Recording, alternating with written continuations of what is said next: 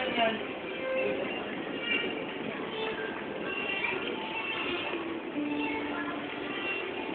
Maria. Tapos na ilapit ko. Layo eh. Pagkatapos na naganap noong lista sa pagitan ni Father Damaso at Ibarra, ay nagkatapos si Maria Clara.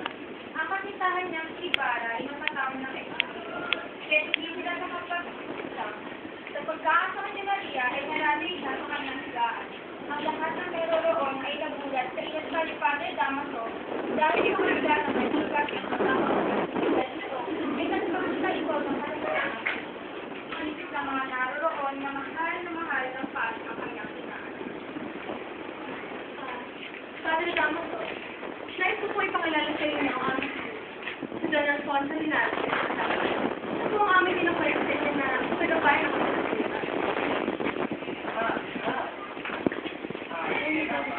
Hello. Pinabibigay po sa inyo ng sinamay. Yeah. Wala pa. Ikaw. Hindi kita nakikita sa pagkat na pag-ibalik sa Espanya ay tumapalabi ng anak. Natuwa ko makilala. Ano bang naipagawa sa inyo ng aking bayaw? Andyan po dito lahat sulat sa di nagpapatay. Natin niya ang nagpatay. Kayo magtrabaho.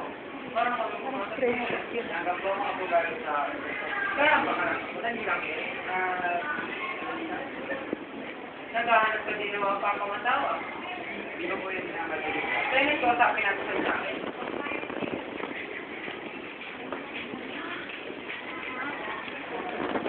Paano pa ito? CJ, maupo ka. Ang dami upuan. Huwag dyan.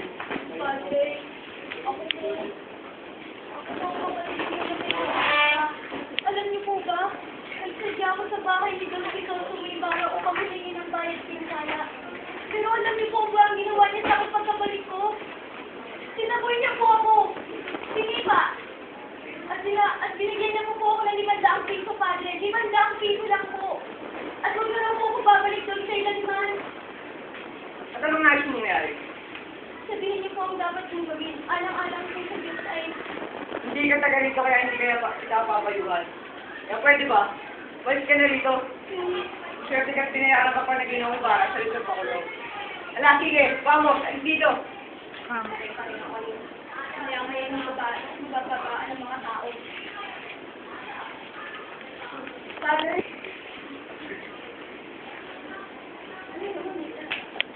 Siyang walang hiyang hampastukan na ay magtrabaho at nagpapalimos lamang.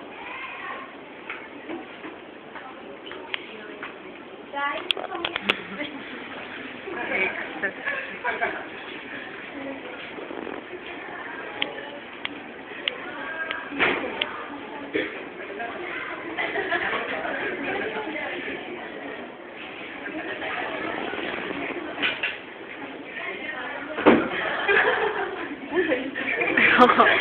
Sila lang na nagkakaintindihan. nakitawa.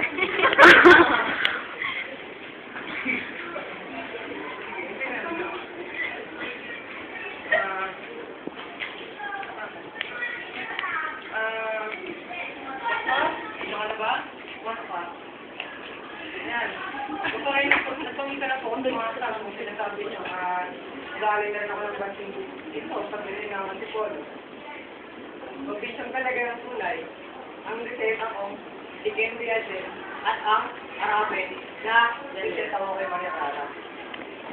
Siguro nga po, kumpre na tayo. Divorce.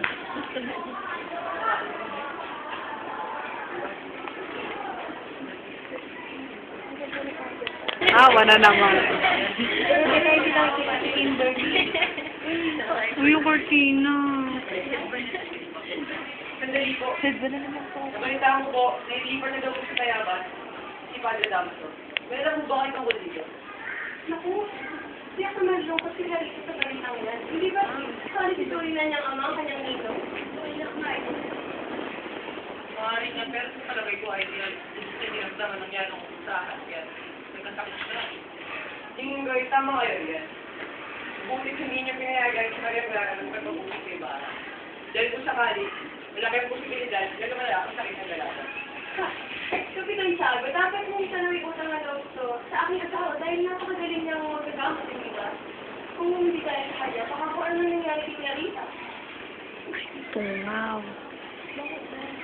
Tapos? Tapos po? Tingin ko, tama kayo yan. Isip na mabuti, ang mabuting buti, o dapat natin pag-umin Ayun, yung Maria po. Clara. Dahil, Okay. kung siya'y pag-umin natin, malaking magtulong to sa pag-umin Uy. Hindi naman may kakailangan na rin ngayon ang pagdating sa dalit sa mga.